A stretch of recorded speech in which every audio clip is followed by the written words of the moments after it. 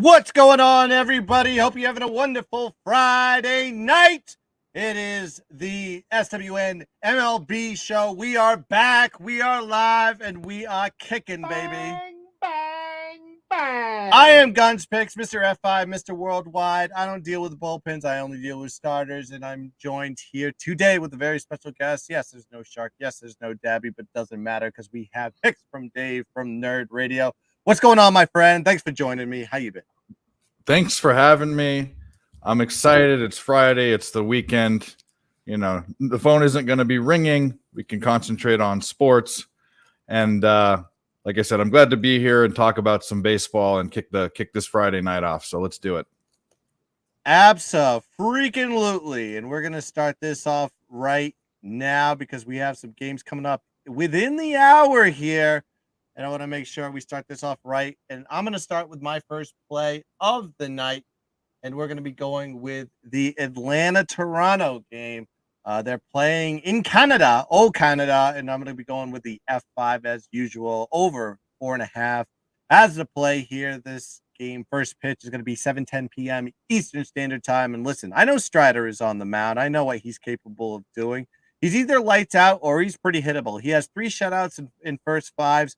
But in the other 4 starts that he's had this year, he's given up 3 runs or more. And I see with this Toronto offense that is hitting in the top 10, I think they're going to be able to at least get to him a little bit to get me to this over. Now, Stratus pitching starts total average 5.7 runs per start, but he's given up 1.7 runs himself. So he's getting a lot of run support when he's on the mound with Atlanta. Now let's look at it. Bass is going to be on the mound for Toronto. He gives up 2.85 runs per 5 innings this season. When he is pitching, Toronto's totals average 6.4 runs per 5 innings. And now you're dealing with 2 teams that are hitting in the top 10 and also in runs scored and in batting average. So this is why I like the number on this one. I like the 4.5. I think when you look at these 2 pitchers, the public perception is that this is going to be a rock fight, a pitcher's duel, but I don't think so, my friend. I think the bats are going to be absolutely cooking in this one. We're going to have a lot of runs here early. Give me the over 4.5 F5 Atlanta. Toronto. Woo! What do you think about that game, Dave? Yeah, I don't think that's a bad angle. I have some other cappers that I respect that really like Atlanta's team total, but you're absolutely right. The Braves and the Blue Jays can hit. Strider is, I think the jury's still out on him. His K prop is a thing. You do pay a Strider tax. It's getting up there, in the 8s and 9s sometimes. But he can get gotten to. He kind of has. I'm looking at his past 6 to 8 games. We'll have a couple really good games. A couple games will give up a couple runs. And all he needs to give up is a couple to get 4.5 because I think the Braves get to Bassett. There's a reason why the Mets didn't care about keeping Bassett around, and Toronto picked him up, and they're notorious for making bad decisions with pitching. So either way, I don't hate it. Absolutely. Let's see if we can cash that one as the first play. But the next play is going to go to picks from Dave, and he has an angle here on the St. Louis Cardinals. They're going over to Fenway Park over in Lansdowne Street, kid. And they are going to be playing here at 7:10 p.m. First pitch. The over and under is 11. The money line I'm seeing here, depending on where you get it from what book, I'm seeing here at -115. What are your thoughts on St. Louis Cardinals versus the Boston Red Sox? Yeah, you really have, we'll do it this way. We'll look at each team individually. You look at St. Louis. First of all, they're throwing old man Wainwright, who needs to retire. He's been a fade for me the past couple years. I had Detroit Tigers at some big plus money. Last game went to extra innings. We got saved there. But St. Louis has been one of, if not the most disappointing teams this year. They're not doing really anything that great, and they're not hitting left-handed pitching. That's the major thing. I think they're WRC plus and isolated power, which I just got out of. But either way, they're in the bottom 5, whereas the Red Sox against right-handed pitching at home are in the top 3 and most important run generation categories for the stats.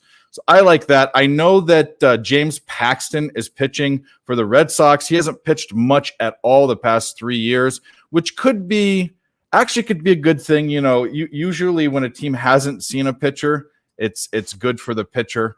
or it could kind of blow up in their face. But the reason why I'm taking this full game and not first 5 is there's an advantage with the bullpen I want to keep in.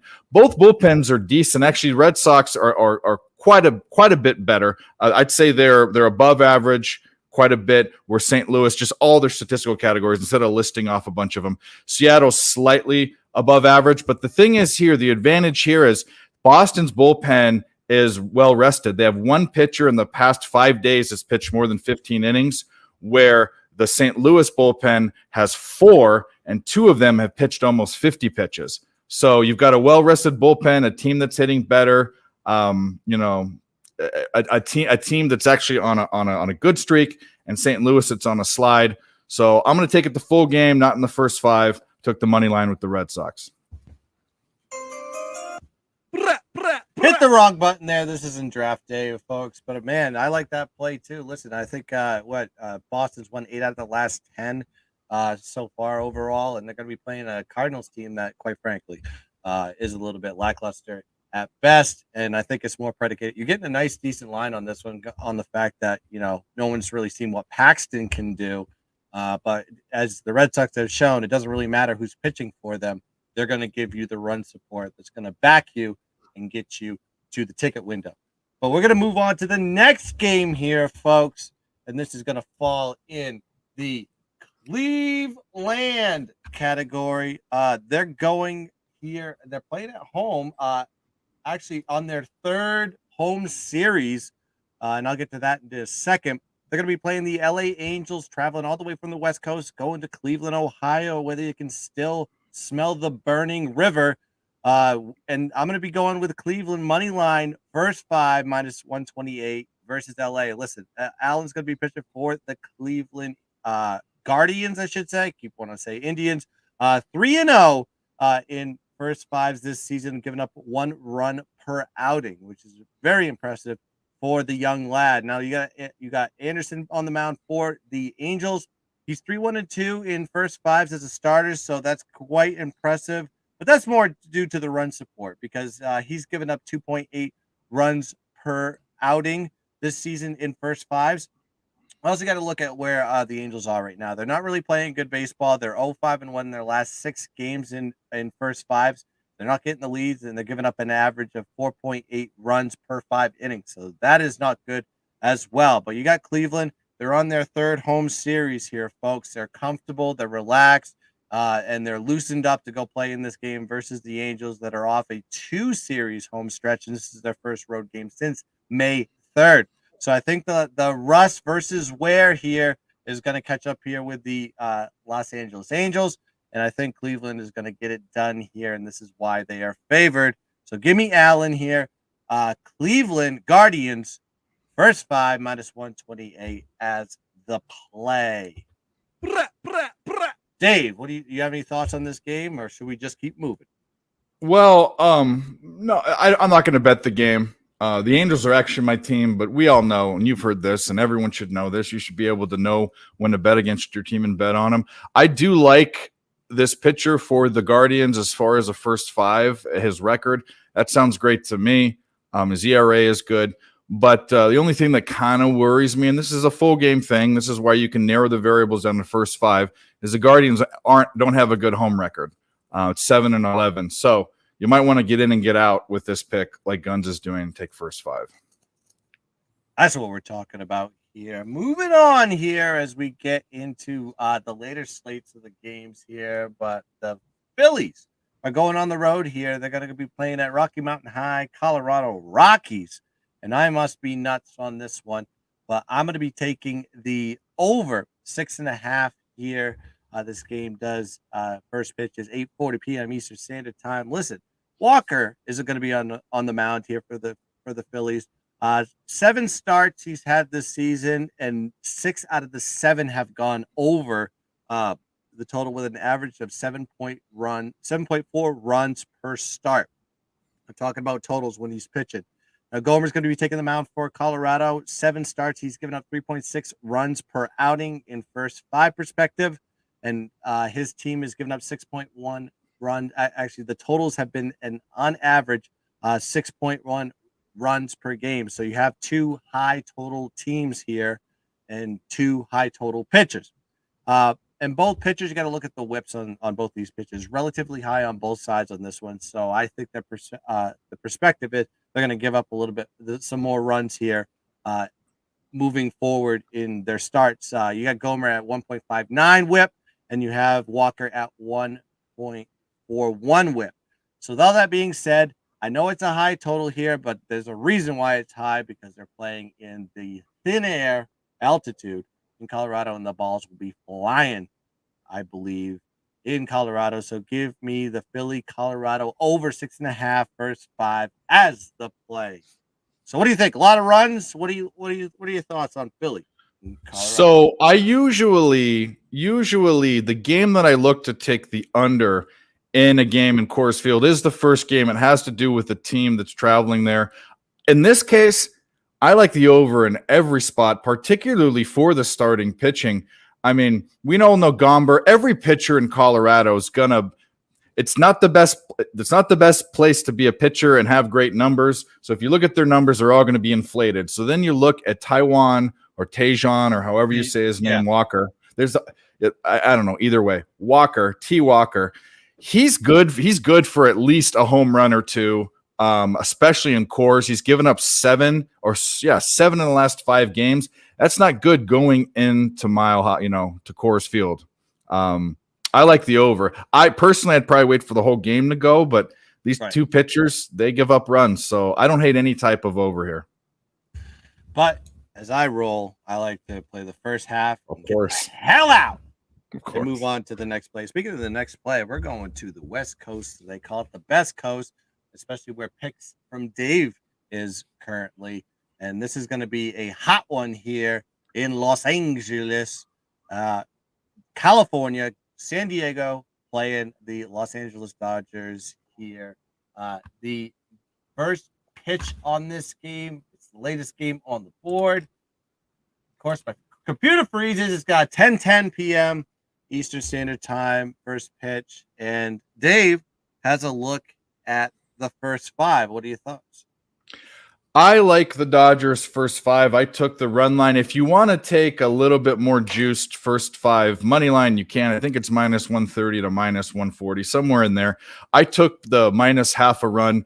And this has more to do with a fade of Blake Snell. He is a pitcher that I fade in the beginning of the season, and I tend to back off of as the season goes on. He's done that every year, except for the one fluky year he won the Cy Young in 2018. The main reason is this guy is wild. He's wild thing. You can't hit the broadside of the barn until, the end of June. Look, his walk rate is 5.5 per 9 innings. That is god awful. It's not even, if you look up what is a good walk per 9, that's off the chart. So the guy is just wild. He puts people on base. If you've seen the movie Moneyball, when you put people on base, they score runs. You also look at these two teams, Dodgers versus lefties, Padres versus righties. There's an advantage there to the Dodgers. Also with Blake Snell, he's given up a home run in all but one of the 7 starts, so he's probably good for a home run against a very good Dodgers lineup.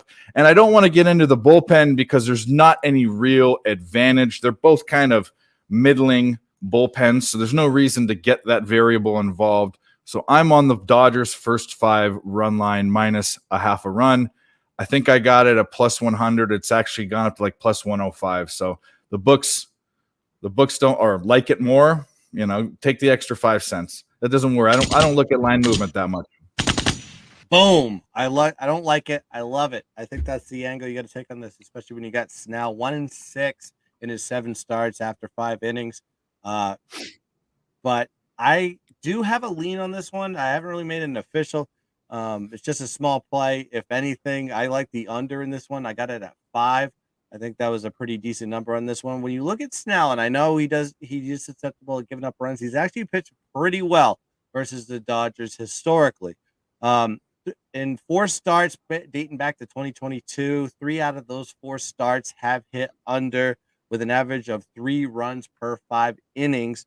Also, you got to look at the San Diego LA Dodger unders in total. 6 out of the last 7 matchups, the under is hit with an average of 2.6 runs per total. And I know Snell is not the best pitcher to back in the first 5 perspective. That's why I like Dave's angle on this one. I think May gets it done. But I think the score is going to be a little bit lower than what people perceive from Snell, because he'll give up 1 or 2, maybe 3, but I don't think San Diego is going to be scoring on the Dodgers here tonight.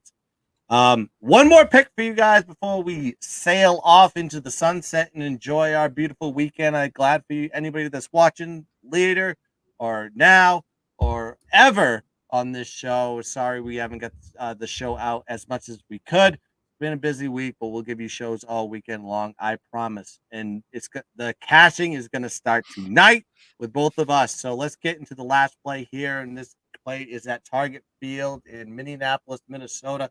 The Cubs are going on the road to go play the Minnesota Twins. And I'm going to be going with the under on this one, under 4, first 5 as the play. I'm playing a lot of totals tonight because I just don't like the sides here. Gray is going to be pitching for Minnesota. In 7 starts, he's given up 0.71 runs per 5 innings. He's been an absolutely electric beast in F5s, including 4 shutouts. Now you got Smiley on the mound for the Cubs. Last 6 starts, he's allowed 1.2 runs per 5 innings. So you have 2 pitches that keep it low. Like Flow Rider said. Now you got Minnesota's total unders have hit in 6 straight games with an average of 2 runs per 5 innings, which is extremely low. I can't believe I'm getting a 4 on this one. And then you got the Cubs on this one. 7 out of the last 10 games have gone under in first 5s. With a total average of 3.5 runs per 5. So both teams are trending as overall teams to the unders lately, and I'm going to keep riding that trend all the way to the bank. I'm going to be taking here Chicago Cubs, Minnesota, under 4, first 5. That game first pitch 8:10 p.m. Eastern Standard Time. Any thoughts on this game, or it was just a complete pass for you? Picks from Dave. No, I like it. Not a game that I really keyed in on, but that's a good look. Gray, he's been pretty lights out this year. Smiley's a good pitcher. I was going and looking at Minnesota against left-handed pitchers the last 2 weeks, and they're slightly below average. So I don't hate that play either. The Cubs and Twins both are not teams that I usually get involved in. I don't know why. I just don't see much there a lot of the times, but I'll be rooting for you, that's for sure. Hell yeah. And that is going to do it with the picks here. Picks from Dave. Before we let him out and give him the recap of the picks, tell him where they can find you anywhere on social media. Cool. Yep. I've got the Dodgers first 5 run line, and I've got the Red Sox full game money line. Picks from Dave on Twitter and YouTube. I do shows over there and videos and all of that. And then I'll be back here on SWN whenever I'm invited. I'd love to do more work here with you guys, you and Sharky and Cab, if we can get Cab to come on. But either way, I appreciate you inviting me on. If I'm available, I will always do it. And good luck to us and everyone who's watching. Hell yeah. And to recap my picks tonight, I'm going to be going Atlanta, Toronto over 4.5 first 5. Cleveland money line -128 first 5. Chicago, Minnesota under first 5. Philly, Colorado over 6.5 first 5. And I do have a small lean to the under in the San Diego Dodgers, San Diego and LA Dodger game. First 5 under 5. So that's going to do it here, folks. Make sure you like and subscribe to the channel. Make sure you join us and hit the like button, hit the notification button, hit all the buttons so you always know when we go live on this channel. We'll also go live on Twitter, so you can check us out there as well. Good luck with your picks, everybody. Let's have ourselves a damn night. And as always, let's keep dancing. Bang.